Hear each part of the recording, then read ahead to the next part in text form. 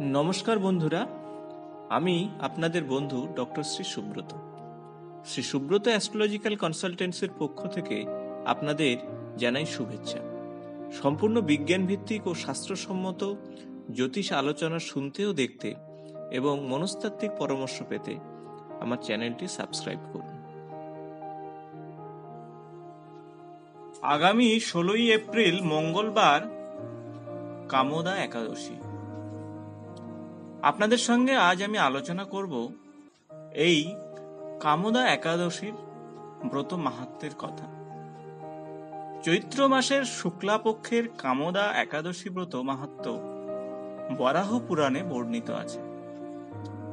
মহারাজ যুধিষ্ঠির ভগবান বাসুদেবকে বললেন যে আপনি কৃপা করে আমার কাছে কামোদা একাদশীর মহিমা গুণকীর্তন করুন।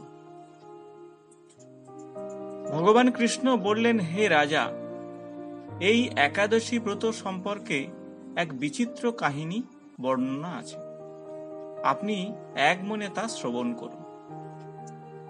পূর্বে মহর্ষি বশিষ্ঠ মহারাজ দিলীপের কৌতূহল নিবারণের জন্য এই ব্রত কথা কীর্তন করেছিলেন।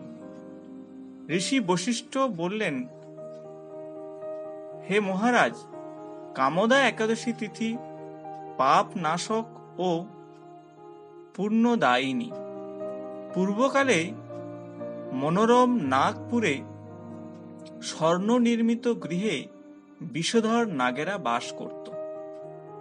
তাদের রাজা ছিলেন পুণ্ডরিক। গন্ধর্ব, কিন্নর ও অপ্সরাদের দ্বারা তিনি সেবিত হতেন। সেই পুরী মধ্যে অপ্সরা শ্রেষ্ঠ ললিতা ও ললিত নামে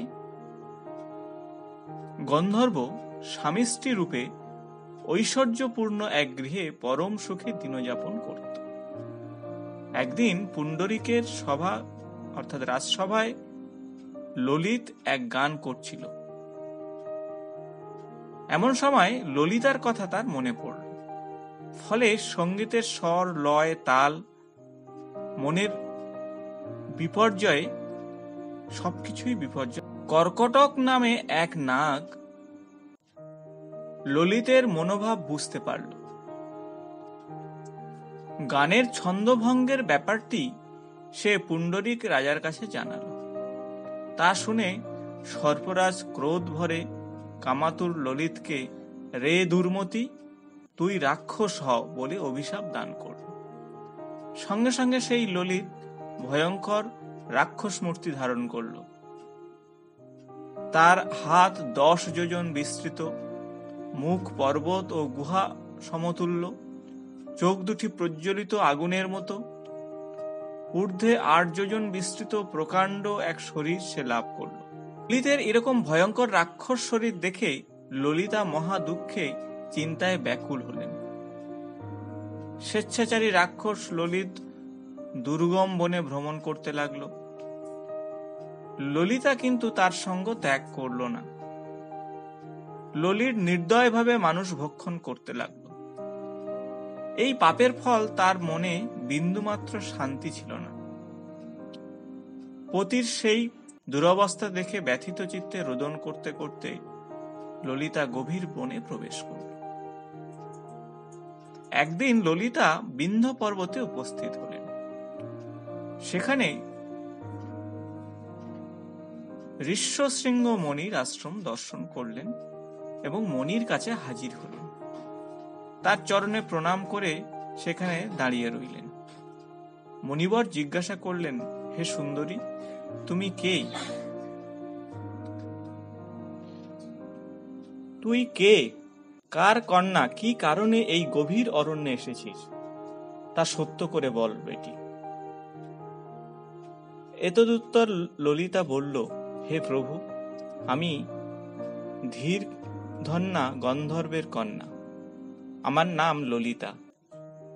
আমার পতির পিশাচত্ব দূর হয় এমন কোনো উপায় জানবার জন্য এখানে এসেছি। তখন ঋষি বললেন, চৈত্র মাসের শুক্লাপক্ষের কামোদা নামে এক একাদশী আছে। তুই এই ব্রত যথাবিধি পালন করলে এই ব্রতের পূর্ণ ফল তোর স্বামীকে অর্পণ করলে তৎক্ষণাৎ তার সমস্ত পাপ বিনষ্ট। বশিষ্ঠ ঋষি বললেন, হে মহারাজ দিলীপ, মনির কথা শুনে ললিতা আনন্দ সহকারে কামদা একাদশী পালন করল। তারপর ব্রাহ্মণ ও বাসুদেবের সামনে পতির উদ্ধারের জন্য আমি যে কামদা একাদশী ব্রত পালন করেছি তার সমস্ত ফল আমার পতির উদ্দেশ্যে অর্পণ করলাম। এই পুণ্যের প্রভাবে তার পতির পিশাচত্ব দূর হল। এই কথা উচ্চারণ মাত্রই ললিত শাপ মুক্ত হয়ে দিব্য দেহ প্রাপ্ত হল। পুনরায় গন্ধর্ব দেহ লাভ করে ললিতার সাথে সে মিলিত হল। তার সঙ্গে সে গন্ধর্ব লোকে গমন করল।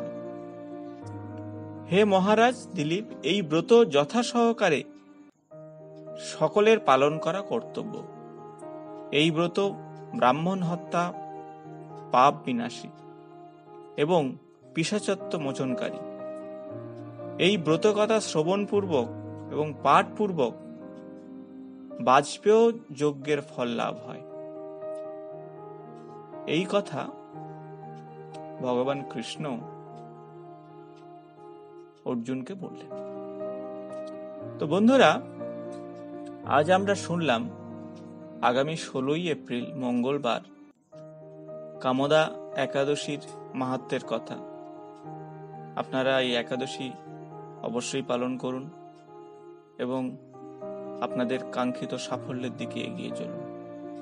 হরে কৃষ্ণ কৃষ্ণ কৃষ্ণ হরে হরে, হরে রাম রাম রাম হরে হরে, হরে কৃষ্ণ কৃষ্ণ কৃষ্ণ হরে হরে, হরে রাম রাম রাম হরে হরে, হরে কৃষ্ণ কৃষ্ণ কৃষ্ণ হরে হরে, হরে রাম রাম রাম হরে হরে। বন্ধুরা, যদি ভিডিওটি ভালো লেগে থাকে তাহলে বন্ধুদের সঙ্গে শেয়ার, লাইক ও কমেন্টস করতে ভুলবেন না। নিয়মিত আমার চ্যানেলের আপডেট পাওয়ার জন্য সাবস্ক্রাইব করে বেল বাটনটি প্রেস করবেন। আজ এই পর্যন্ত, নমস্কার।